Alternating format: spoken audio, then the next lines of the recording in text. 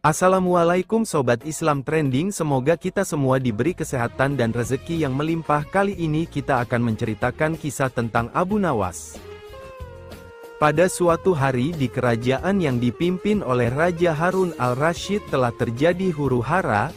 Rakyatnya tidak lagi mendapat ketenangan seperti biasanya karena telah terjadi penculikan dan pembunuhan yang misterius.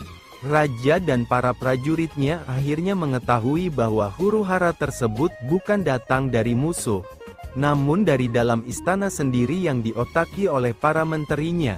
Namun, Raja sangat kesulitan untuk mencari siapa yang bersekongkol terhadap tindakan penculikan dan pembunuhan tersebut karena dia melihat bahwa para menterinya semuanya taat kepadanya. Dari itu, dipanggillah Abu Nawas sebagai penasehat yang cerdas memiliki segudang cara dalam menyelesaikan masalah. Akhir-akhir ini aku sangat gelisah. Terjadi kekacauan di sana-sini, sepertinya ada orang kepercayaanku yang hendak mencoba menghancurkan kerajaanku. Apa ada yang salah dengan kepemimpinanku? Tanya Baginda kepada Abu Nawas. Ampun beribu ampun Baginda. Apa yang bisa hamba lakukan untuk membantu? Tanya Abu Nawas. Begini wahai Abu Nawas, berilah cara kepadaku untuk menguji kesetiaan para menteriku, pinta Baginda Raja. Baiklah Paduka, berilah hamba waktu sehari saja agar bisa memikirkan caranya, ujar Abu Nawas. Abu Nawas pun kembali ke rumahnya setelah Baginda memberinya waktu sehari. Setiba di rumah, Abu Nawas mulai berpikir keras mencari cara menyelesaikan masalah yang sedang dihadapi Baginda. Malam pun semakin larut, tidak sadar ia pun tertidur lelap karena kelelahan berpikir seharian. Keesokan harinya ketika hendak menunaikan salat subuh, tanpa sengaja ia menemukan sehelai sorban yang berbau tidak sedap. Sorban itu memang telah lama tidak dicuci oleh istrinya. Dari situlah Abu Nawas menemukan sebuah cara jitu untuk masalah Baginda. Setelah siap menunaikan salat, di pagi buta Abu Nawas langsung bergegas menuju istana kerajaan untuk menghadap Baginda Raja dengan membawa serta sorban yang sudah bau tadi. Abu Nawas pun menceritakan ide yang baru saja ia temukan. Ide tersebut adalah memanfaatkan sorban yang sudah dibawa serta ia meminta Baginda Raja untuk bersandiwara seolah telah memiliki sorban sakti. Baginda Raja pun setuju dan melakukan yang diminta Abu Nawas. Maka dibuatlah rencana untuk mengumpulkan seluruh menterinya. Semua menteri berkumpul di pendapa istana sesuai perintah Raja. Di hadapan para menteri itu, Baginda Raja mengatakan bahwa ia telah mendapat hadiah berupa sorban sakti hasil pemberian dari kerajaan lain. Sedang salah satu kesaktian sorban itu adalah bisa menentukan masa depan kerajaan di masa yang akan datang. Lalu Baginda pun berseru, "Wahai para menteriku, bantulah aku untuk menentukan masa depan negeri ini," seru Raja. "Bagaimana caranya wahai Baginda?" tanya salah seorang menteri. "Masing-masing dari kalian, coba ciumlah sorban hadiah ini secara bergantian. Apabila berbau wangi, maka kerajaan ini akan damai, abadi, sentosa. Namun, apabila bau yang tercium busuk, maka kerajaan ini tidak akan lama lagi akan segera runtuh," jelas Baginda. Baginda pun memasuki sebuah ruangan, di mana para menteri akan bergiliran satu persatu dipanggil ke ruangan Baginda untuk mencium sorban sakti tersebut. Setelah semuanya telah mendapatkan giliran, maka dikumpulkanlah kembali para menteri-menterinya. "Bagaimana baunya?" tanya Raja. "Sorban ini baunya sangat harum. Niscaya kerajaan ini akan damai abadi," jawab menteri pertama. Menteri kedua dan ketiga menjawab sama dengan menteri pertama. Intinya adalah mereka berusaha untuk membuat rajanya senang. Giliran menteri keempat dan kelima angkat bicara.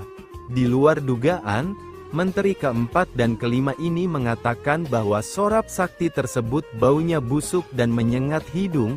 Mendengar pernyataan menteri keempat dan kelima itu, Baginda Raja akhirnya membuka rahasia bahwa sorban yang dikiranya sakti tersebut adalah milik Abu Nawas yang sudah usang dan tidak dicuci lama sekali.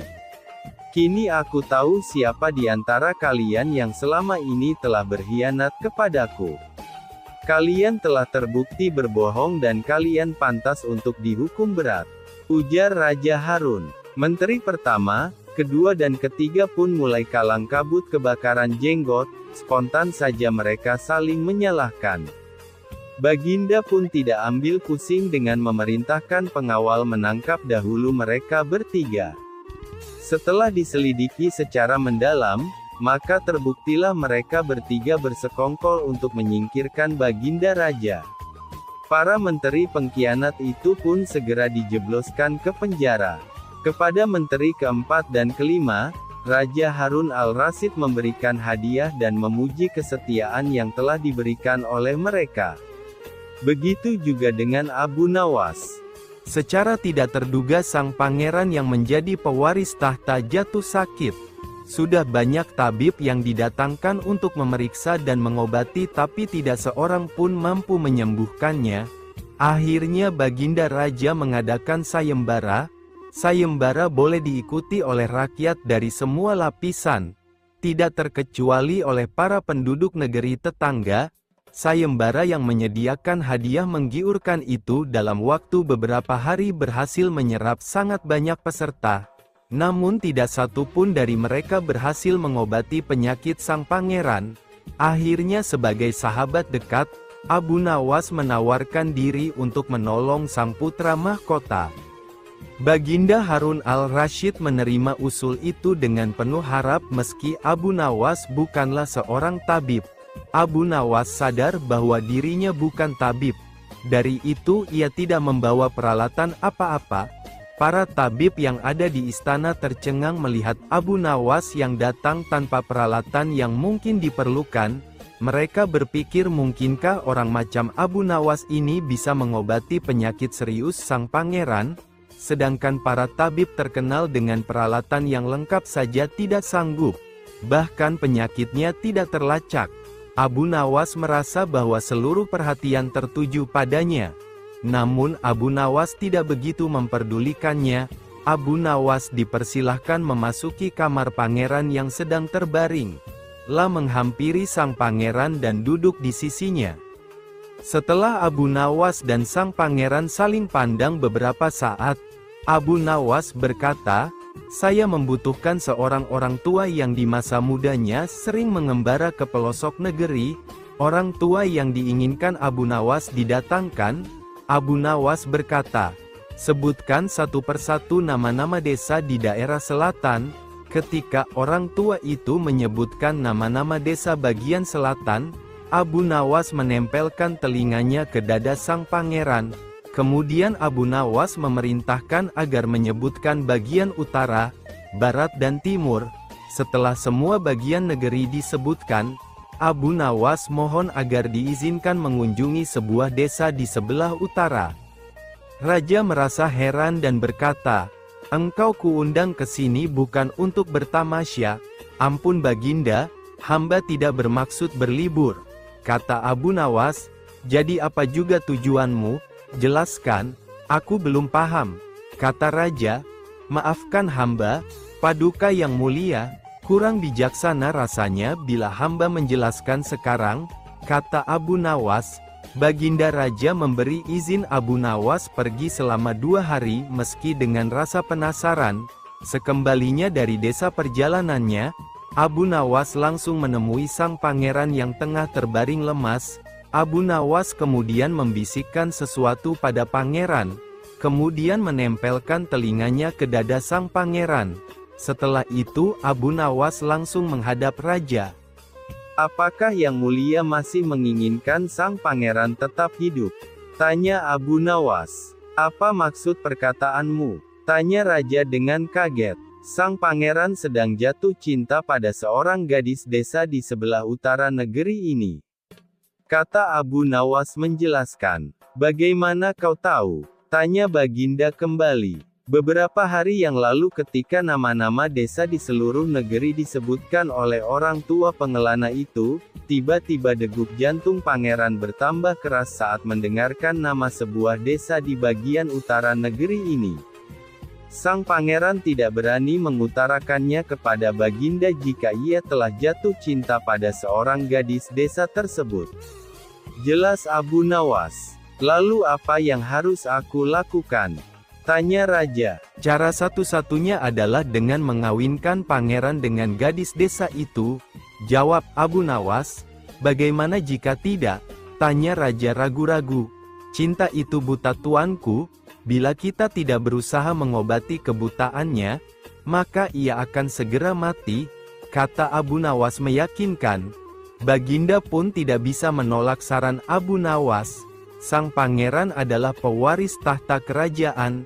Abu Nawas benar. Begitu mendengar persetujuan sang baginda raja, sang pangeran berangsur-angsur pulih. Sebagai tanda terima kasih baginda raja, Abu Nawas diberi hadiah atas bantuannya.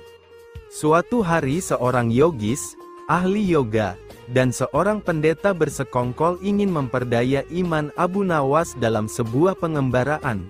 Setelah semua rencana siap disusun, mereka berangkat menemui Abu Nawas di kediamannya. Ketika mereka datang, Abu Nawas sedang melakukan salat 2 rakaat. Setelah dipersilahkan masuk oleh istri Abu Nawas, mereka masuk dan menunggu sambil berbincang-bincang santai.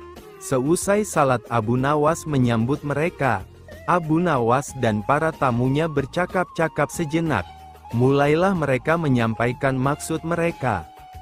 Kisah ini mirip dengan kejadian pada masa Nabi Sulaiman ketika masih muda.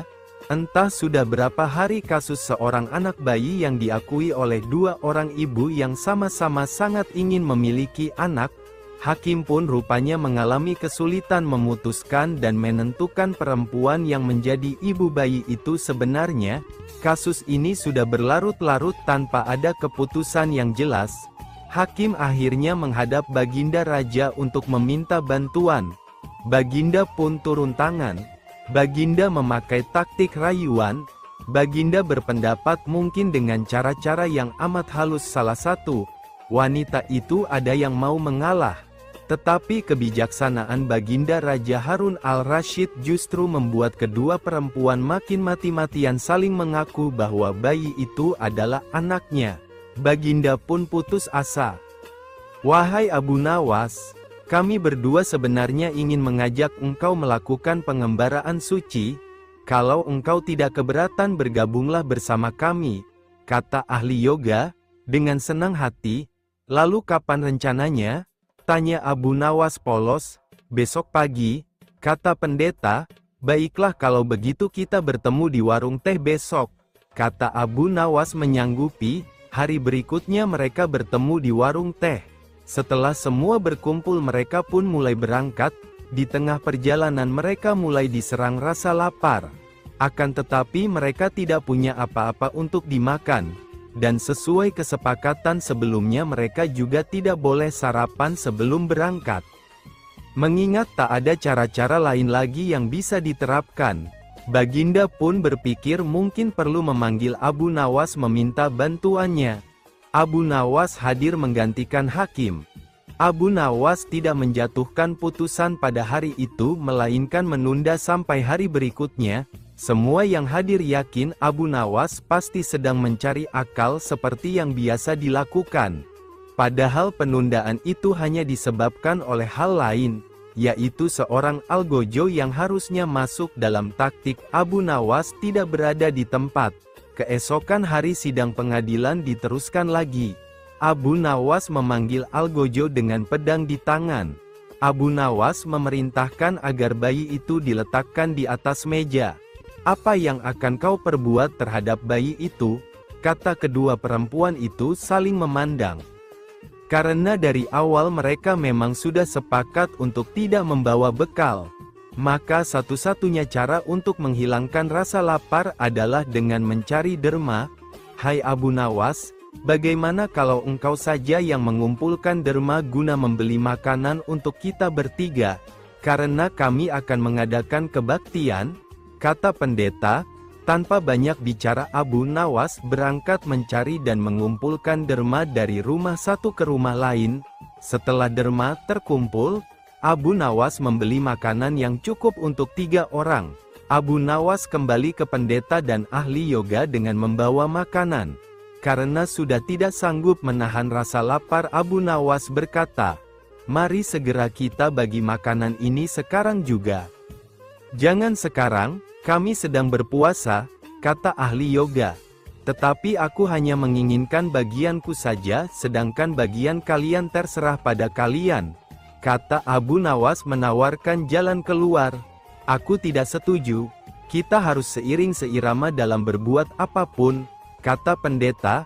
"Betul, aku pun tidak setuju karena waktu makanku besok pagi aku baru akan berbuka," kata ahli yoga.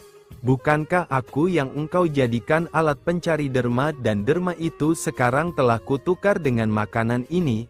Sekarang kalian tidak mengizinkan aku mengambil bagian sendiri. Padahal aku sudah sangat lapar dan lelah demi kalian. Kenapa kalian tidak menghargai itu?" kata Abu Nawas mulai merasa jengkel. Namun begitu pendeta dan ahli yoga tetap bersikeras tidak mengizinkan Abu Nawas mengambil bagian yang menjadi haknya. Meski Abu Nawas sudah terlihat sangat lapar ditambah lelah karena disuruh mencari derma, Abu Nawas pun terus berusaha meyakinkan kawan-kawan agar mengizinkan ia memakan bagiannya. Tetapi mereka tetap saja menolak. Abu Nawas benar-benar merasa jengkel dan marah. Namun Abu Nawas tidak memperlihatkan sedikit pun kejengkelan dan kemarahannya. "Bagaimana kalau kita mengadakan perjanjian?"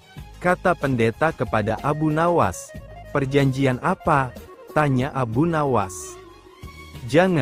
Tolong jangan dibelah bayi itu, biarlah aku rela bayi itu seutuhnya diserahkan kepada perempuan itu," kata perempuan kedua. Abu Nawas tersenyum lega. Pemilik sebenarnya bayi tersebut sudah diketahui. Abu Nawas segera mengambil bayi itu dan langsung menyerahkan kepada perempuan kedua. Abu Nawas minta agar perempuan pertama dihukum sesuai dengan perbuatannya. Karena tidak ada ibu yang tega menyaksikan anaknya disembelih. Apalagi di depan mata, Baginda Raja merasa puas terhadap keputusan Abu Nawas.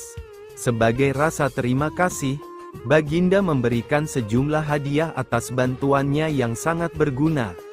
"Kita adakan lomba, barang siapa di antara kita bermimpi paling indah, maka ia akan mendapat bagian yang terbanyak, yang kedua lebih sedikit, dan yang terburuk akan mendapat paling sedikit," pendeta itu menjelaskan. Abu Nawas setuju. La tidak memberi komentar apa-apa. Ia sudah tahu jika itu memang akal bulus yang sudah mereka rencanakan untuk menjebaknya. Dan yang jelas mereka pasti tidak akan mengakui tentang kehebatan mimpi Abu Nawas nantinya. Oleh sebab itu ia pun mulai memikirkan jalan keluarnya. Hari pun mulai malam, embun mulai turun ke bumi, pendeta dan ahli yoga mengantuk dan tidur. Karena perut lapar Abu Nawas tidak bisa tidur. La hanya berpura-pura tidur. Setelah merasa yakin kawan-kawan sudah terlelap, Abu Nawas menghampiri makanan yang sudah dibeli tadi. Tanpa berpikir 2 kali Abu Nawas langsung melahap habis bersama makanan bagian kawan-kawan hingga tidak tersisa sedikit pun. Setelah merasa kekenyangan Abu Nawas baru bisa tidur. Keesokan hari mereka bangun hampir bersamaan. Ahli yoga dengan wajah berseri-seri langsung bercerita, "Tadi malam aku bermimpi memasuki sebuah taman yang mirip sekali dengan nirvana. Aku merasakan kenikmatan yang belum pernah kurasakan sebelumnya dalam hidup ini." Pendeta mengatakan bahwa mimpi ahli yoga benar-benar menakjubkan, betul-betul luar biasa.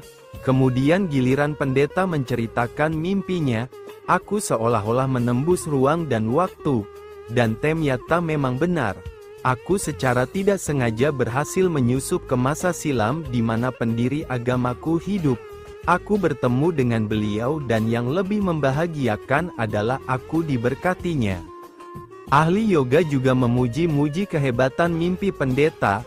Abu Nawas hanya diam. bahkan tidak merasa tertarik sedikit pun. Karena Abu Nawas belum juga buka mulut, pendeta dai ahli yoga mulai tidak sabar.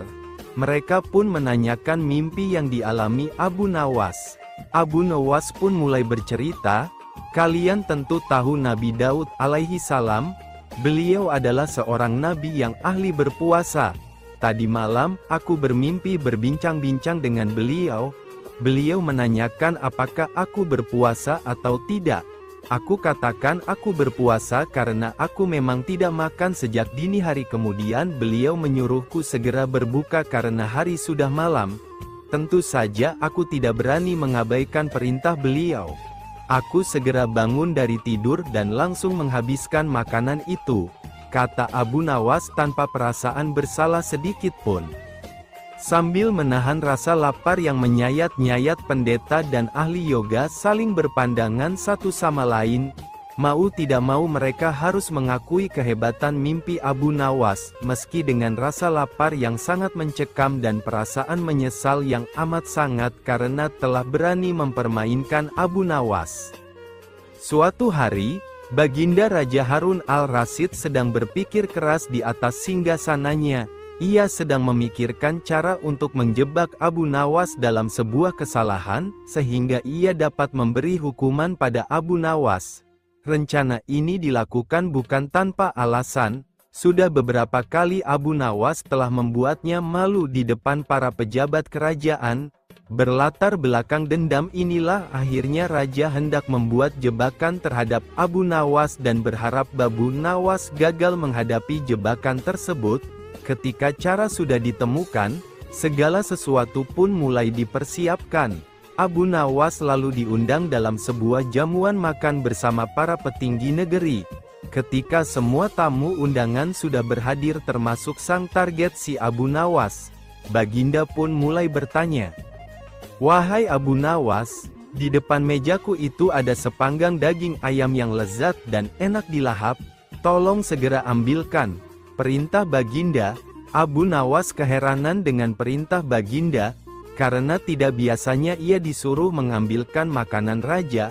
"Mungkin ini jebakan, sepertinya aku harus waspada," pikir Abu Nawas. Ia pun menuruti perintah Baginda. Setelah mengambil ayam panggang tersebut, Abu Nawas kemudian bermaksud memberikannya langsung kepada Baginda sesuai perintah. Namun, Baginda belum langsung menerimanya. Akan tetapi ia kembali berkata, "Abu Nawas, di tangan kamu ada sepotong ayam panggang lezat, silahkan dinikmati." Segera Abu Nawas melaksanakan perintah Baginda. Akan tetapi begitu ia hendak menyantap ayam panggang tersebut, tiba-tiba Baginda kembali menyela, "Tapi ingat Abu Nawas, dengarkan dulu petunjuknya, jika kamu memotong paha ayam itu, maka aku akan memotong pahamu, dan jika kamu memotong dada ayam itu, maka aku juga akan memotong dadamu. Tidak hanya itu saja, jika kamu memotong dan memakan kepala ayam itu, maka aku akan memotong kepalamu. Akan tetapi kalau kamu hanya mendiamkan saja ayam panggang itu, akibatnya kamu akan aku gantung." Ternyata dugaan Abu Nawas benar. Baginda ingin menjebaknya. Abu Nawas merasa bingung dengan petunjuk yang dititahkan Baginda itu. Dalam kebingungannya, ia semakin tersiksa karena ayam panggang lezat yang harusnya bisa memuaskan rasa laparnya sejak sampai di istana, tapi malah menjadi petaka baginya. Abu Nawas pun mulai memutar otak cerdasnya untuk menemukan ide meski sedang di bawah tekanan. Suasana di ruang makan itu menjadi tegang, para pejabat saling memandang dan ada yang berbisik kecil. Mereka yang hadir tidak mengerti dengan maksud Baginda terhadap Abu Nawas, karena mereka juga tidak diberitahukan sebelumnya. Mereka hanya bisa menebak-nebak di dalam hati. Waktu terus berjalan hingga beberapa saat lamanya. Baginda dan para pejabat kerajaan mulai menikmati hidangan yang disediakan. Sedang Abu Nawas hanya bisa memegang dan melihat-lihat ayam panggang saja. Tidak berapa lama setelah itu, Abu Nawas mulai bertingkah aneh. Ia mulai membolak-balikkan ayam panggang itu. Sejenak suasana menjadi hening. Kemudian Abu Nawas mulai mendekatkan ayam panggang itu tepat di indera penciumannya. Baginda dan para pejabat yang hadir mulai bingung dan tidak mengerti apa yang dilakukan Abu Nawas. Mereka terus memperhatikan Abu Nawas. Kemudian terlihat Abu Nawas mendekatkan indera penciumannya tepat di bagian, pantat daging ayam panggang yang kelihatan sangat lezat itu. Ia pun terus melakukan itu berulang-ulang. Kemudian tiba-tiba ia berkata, "Jika saya harus memotong paha ayam ini, maka Baginda akan memotong pahaku. Jika saya harus memotong dada ayam ini, maka Baginda akan memotong dadaku.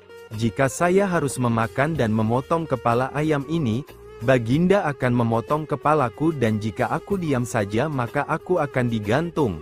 Tetapi coba lihat sekarang, yang saya lakukan adalah mencium pantat ayam ini," kata Abu Nawas.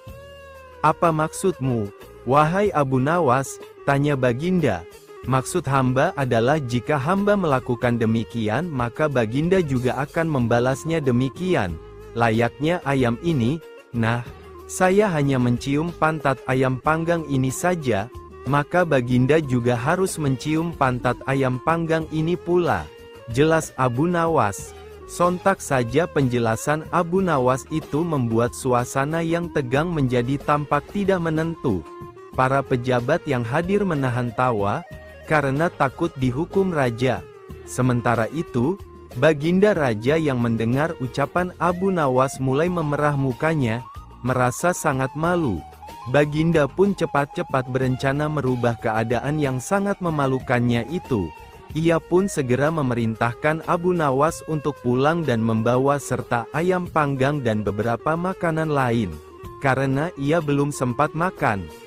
"Wahai Abu Nawas, cepat pulanglah, jangan sampai aku berubah pikiran," kata raja. Abu Nawas pun segera pamit pulang beserta ayam panggangnya. Setibanya di rumah, ia mengundang beberapa tetangganya untuk makan bersama menikmati ayam panggang yang tadi hampir saja menjadi petaka baginya. Pada suatu hari, Baginda Raja memanggil Abu Nawas menghadap ke istana. Seperti biasanya Baginda ingin menguji kecerdikan Abu Nawas sejauh mana ia bisa lolos dari hukuman Baginda. Sesampainya Abu Nawas menghadap, Baginda mulai bertitah, "Hai, Abu Nawas, aku menginginkan 6 ekor lembu berjenggot dan pandai bicara. Aku ingin engkau mendatangkan mereka dalam waktu seminggu. Jika gagal, aku akan menggantungmu," kata Baginda mengancam. Tidak ada pilihan lain bagi Abu Nawas selain menyanggupinya. "Baiklah, Tuanku Syah Alam, hamba junjung tinggi titah Tuanku," jawab Abu Nawas. Baginda mengira kali ini Abu Nawas pasti akan celaka, karena tidak akan ada lembu berjenggot dan pandai bicara. Setelah menerima titah Baginda, Abu Nawas memohon diri untuk pamit pulang ke rumah. Sesampainya di rumah, Abu Nawas mulai memeras otaknya untuk mencari jalan keluar. Berhari-hari ia terus di dalam rumah, tapi belum juga mendapatkan cara yang pas untuk masalah seperti itu. Hingga tibalah di pagi ke-7 yang merupakan saat-saat yang mendebarkan. Akan tetapi Abu Nawas tidak ambil pusing karena semalam ia sudah menemukan cara yang jitu untuk mengganti hukumannya yang mengancam nyawa menjadi hadiah besar. Setelah selesai mandi dan sarapan, Abu Nawas pun berangkat menuju pasar. Tujuannya adalah mencari 6 ekor lembu yang pandai bicara. Sesampainya di pasar, di tengah kerumunan orang tiba-tiba ia berteriak, "Hai orang-orang muda, hari ini hari apa?" tanya Abu Nawas. Sontak pandangan semua mengarahkan padanya. Abu Nawas pun mulai menanyai mereka satu persatu.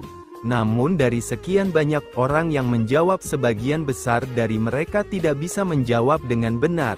Abu Nawas pun memperlihatkan kegeramannya pada orang-orang yang tidak bisa menjawab tadi. Begitu saja tidak bisa menjawab. "Kalau begitu, mari kita menghadap Sultan Harun al-Rasyid untuk mencari tahu kebenaran yang sesungguhnya." Karena merupakan salah seorang kepercayaan Baginda Raja, Mereka pun menuruti Abu Nawas untuk menghadap Baginda Raja. Abu Nawas memilih 6 orang di antara mereka yang paling bodoh untuk dihadapkan pada Baginda. Pendapa istana sudah dipenuhi oleh warga masyarakat ingin menyaksikan kehebatan atau nasib malang Abu Nawas jika nantinya gagal menjalani titah paduka raja. Pucuk dicinta ulam pun tiba. Abu Nawas yang dinanti-nanti sudah sampai dan segera menyembah paduka bersama 6 orang berjenggot. Baginda pun merasa sudah tidak sabar, kemudian bertanya, "Hai Abu Nawas, mana lembu berjenggot yang pandai bicara itu?"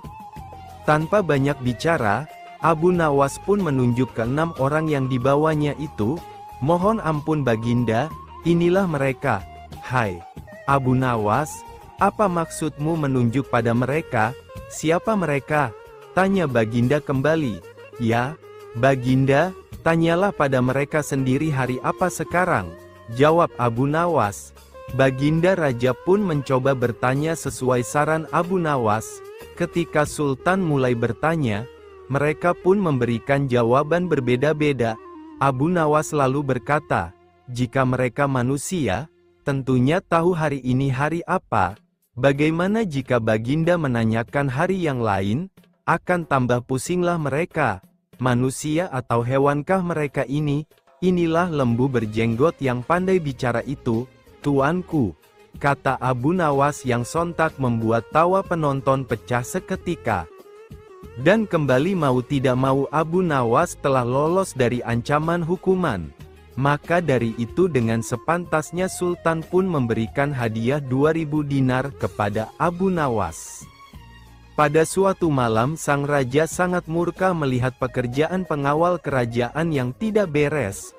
Setelah diselidiki, ternyata para pengawal itu sedang mabuk-mabukan dan tertangkap basah oleh Baginda Raja.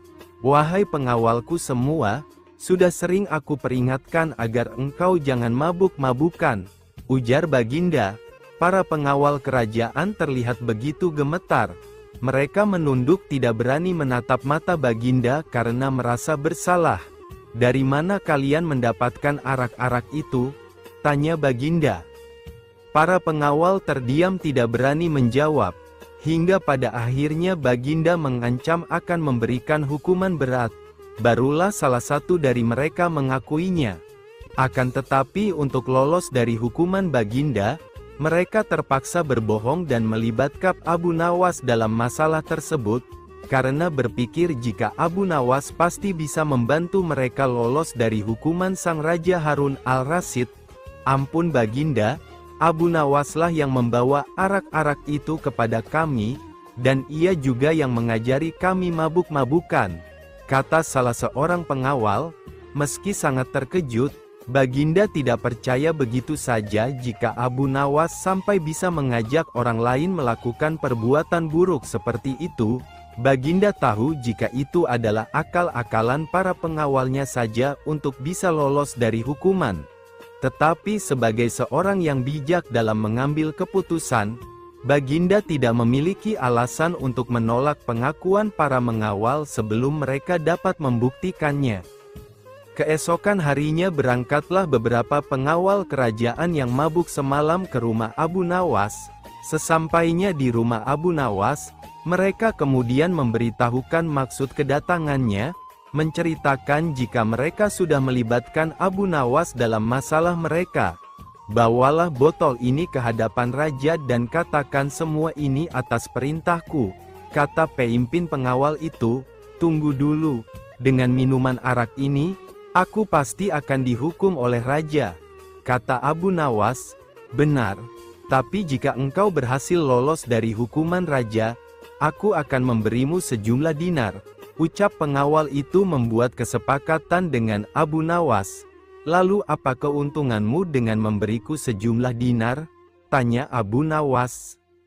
"Jika engkau lolos dari hukuman raja, maka kami semua juga akan lolos. Gunakanlah kecerdasanmu untuk meyakinkan raja," jawab pengawal itu. Akhirnya Abu Nawas bersedia menerima kesepakatan tersebut.